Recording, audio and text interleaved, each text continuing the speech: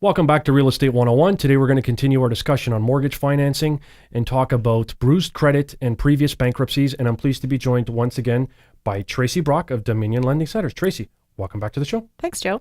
All right, Tracey. So why do you think Canadians are having a tougher time today than in the past of obtaining traditional financing?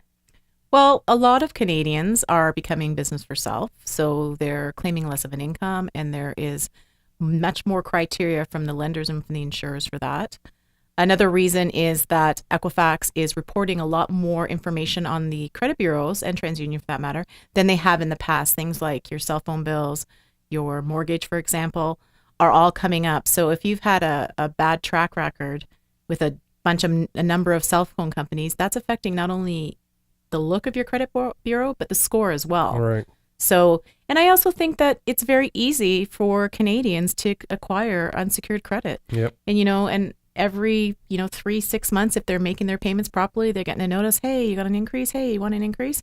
So I think that it's just been a very tempting market for unsecured credit. And then what's happening is they're overextending themselves. They get these big lines of credits for $25,000. When you're looking for a mortgage, the lender's using 3% of that balance to qualify you, and it's throwing the ratios out. All right. So somebody comes to see you, and they've got really bad credit. I mean, what do they do? What's the first step? Well, the first step, honestly, is to acknowledge that you have bad credit. Right. Like, people are embarrassed. They don't want to tell you. From there, you just have to start working it took you such a certain amount of time to get to your bad credit. It's going to take you a certain amount of time to get back out of the credit, right? So it's just getting a copy of your credit bureau, identifying what are the challenges with the credit, and then coming up with plans to kind of start correcting or rebuilding. It might be a really quick fix that can be done, within a month. I mean, your credit score can jump 50 basis points, 100 basis points sometimes, just by making 2 little tweaks, lowering your limits, lowering your balances owing on the limits on your credit cards. Well, it makes a huge impact on your score. So it's just identifying what the challenge is and then addressing it. All right. So why, or I should say, what is the difference between going to a mortgage professional, a mortgage broker, or going to a traditional bank? Well, the difference I would think would be that for people that have bruised credit, right. yeah. So most of the time, the banks are looking for a certain window of clients. They want to deal with the clients that do have the good credit, established for a number amount of years. They're not looking, and they don't have the products to accommodate somebody who doesn't have who doesn't meet all those criteria. So when you have bad credit, it's good to come and talk to a mortgage professional first, because we see credit bureaus all day long. Right. I know what's going to make the changes. I know I have meetings with Equifax. I talk to the different lending institutions. I know what's going to make the difference to make that credit bureau start appearing to be more positive. So where the banks will just kind of say, sorry, you don't qualify, mortgage professionals will take it a little bit step further because they have more products available to allow them to do that. They have more access. They have more access, exactly. Okay, so what happens in the case where you can't help? Where a mortgage professional can't help because their credit is that bad? Yeah, there is extreme circumstances, but there's lots of options. There's credit counselors. Okay. So there's nonprofit credit counselors and profit counselors. Right. They will help negotiate your debt without doing a proposal or without doing a bankruptcy. Right. If they can't help because there's no equity or nothing because you still have to pay out the debt, whether you're doing a proposal or whether you're negotiating down your debt, there's still money that has to be paid out. Right. So if you still just don't have that money, then, you need to consider the trustee and go to the trustee and talk to the trustee about it. But one thing to keep in mind is it is a big impact on your credit for 6 to 7 years if you go bankruptcy or do a proposal for less than $30,000. Less than $50,000. Right. There's a way to manage it in a different way than just going to a trustee. I saw somebody who had a bankruptcy for $16,000. Really? They couldn't get a mortgage because they went bankrupt. I know, but everybody's going through different things, right? Yeah, it's true. But I mean, that's where they have to just, if they talk to a mortgage professional, a mortgage professional will be able to direct them to different avenues. Right. And this goes right back to saying the first thing you should do is go see a mortgage absolutely. professional, right? My first suggestion is not going to be, just declare bankruptcy. That's not my job. My job's to help. Find a guide, solution. Find a solution, yeah. Okay. So if there's one thing that people can do right now to help them rebuild their credit, what is it? So there's trigger points on your credit bureau that make a big difference. So somebody who's never had any missed payments but is over the limit on all their cards is going to score very low in comparison to somebody who might have 1 to 30-day payment but no limits, right? Like no balances owing on their cards. So for somebody in that, everybody's situation is different, but somebody in that situation, bringing their balances below 50% of the limit, asking for the card holders, the banks, to increase their limits. If it's a missed payment, that takes time. You just have to kind of start showing that you can keep making the payments. And sometimes it's just circumstantial. If you've got great credit and you've only on one missed payment, then the lenders are going to understand. But, for example, I had a client just recently that had a score of 602, which is very, very low for purchasing a home. Like the minimum that the lenders want to see, ideally, is 680. They will approve at 620, but I thought it used to be at 650. No, it's changed. Like I was at a meeting with an industry meeting, and Canada Guarantee says they don't like to look at bureaus under 700 now. Really? It's not that they won't, but they just don't like to look at them. So there's got to be a reason why they're scoring under 700, right? There's a lot of risk, right? Yeah. And so this woman had no missed payments, no collections. Sorry, she had one missed payment on a credit card from about, I think it was 12 or 15 months ago. 1 30-day payment. That's it. Everything else was clean, but all her cards were maxed. And so because all her cards were maxed, she scored 602. So it's 35% of your score. If your cards are maxed out, it's 35% of your score. It drives it down. So in that situation, to remedy hers, to get her score up, it's only going to take 1 month because she had the resources to pay those cards down.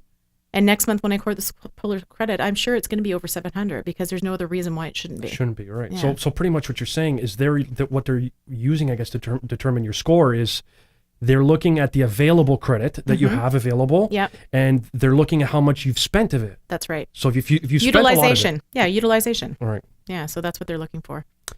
All right. So how can someone who just declared bankruptcy, which is a whole nother ball of wax, how do they start to rebuild their credit? They need to do it right away. And even with a proposal, consumer proposal, the day that proposal or that bankruptcy is registered, they need to go out and seek new credit because it doesn't matter if they have an existing, let's say they had a car that they didn't include in the bankruptcy, it's still considered, even though it's still a good debt, it's still not considered reestablished credit. It's existing credit. So they need to go out, get a secured credit card. There's lots of institutions that will, give them $1,000, they'll give you a credit card. There's institutions out there that will provide loans for investments where they don't pull your credit. It's a 36-month repayment schedule. And at the end of the term, you have an investment that's been earning interest for 3 years. There's lots of different vehicles, ways to do it. I mean, car leases, car dealers are a little bit more susceptible to bad credit because they've got an asset behind them that they're selling, plus they can take back. All right. So those kind of things. Okay. So for this next question, this is going to be a 2-part question. Okay. So I'm not accusing anybody of anything, but I'm sure you run into this as well. Sometimes people omit certain details. Yeah. I mean, I see it in my business all the time. People don't tell you stuff because for whatever reason. Yeah.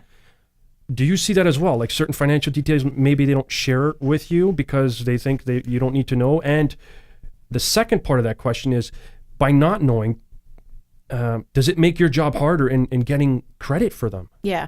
So there's... I think it's twofold. I think sometimes they don't realize that you need the information.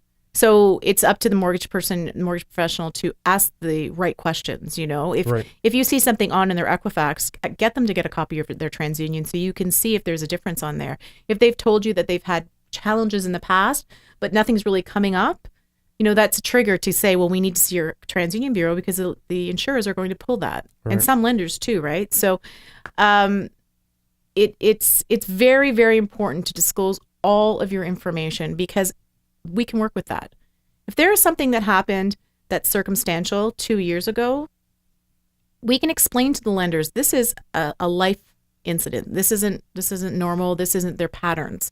This happened, Something happened here. and here's where they are.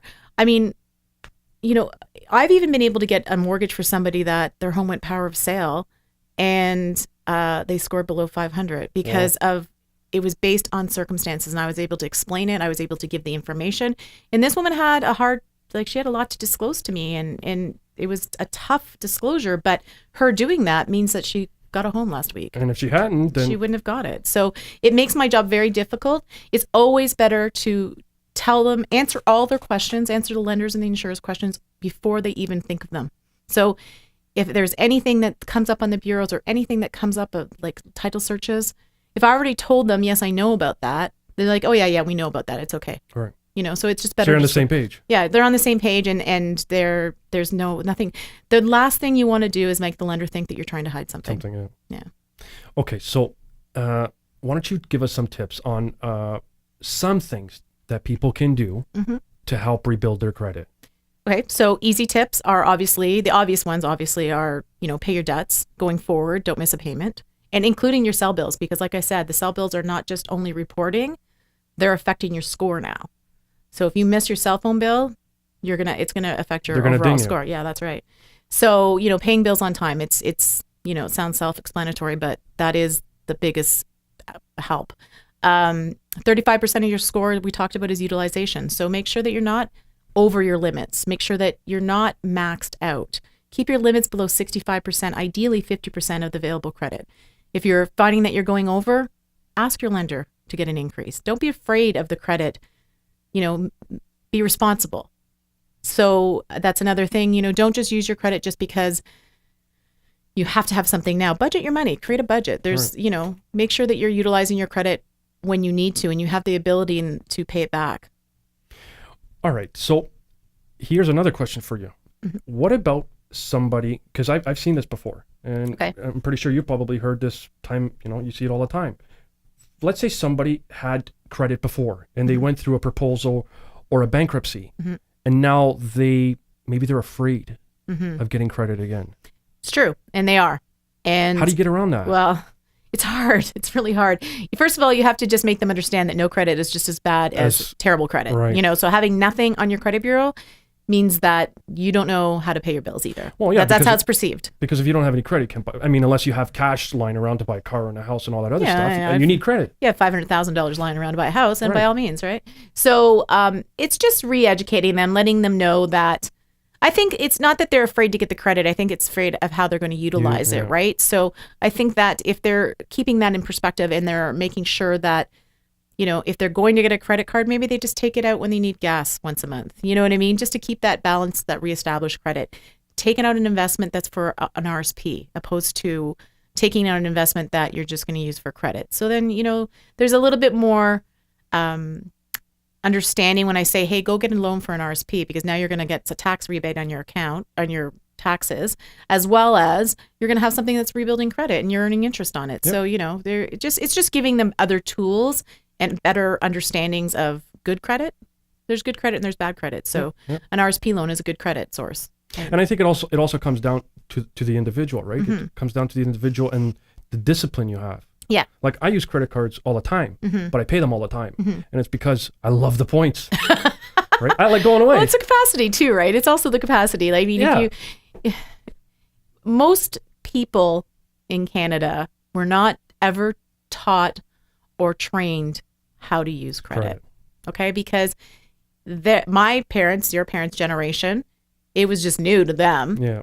And they didn't know how to manage themselves. And nobody taught them. And no, it was new. Like credit was new, it was, and so now, I find that more parents are educating the next generation, like my generation and your generation are educating our kids.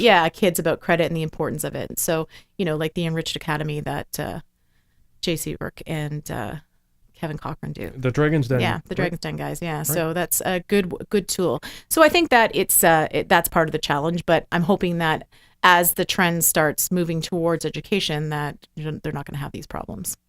All right, Tracey, great stuff. Fascinating topic again today. Thanks. We'll hope to see you again down the road. Great. I'm glad to be here.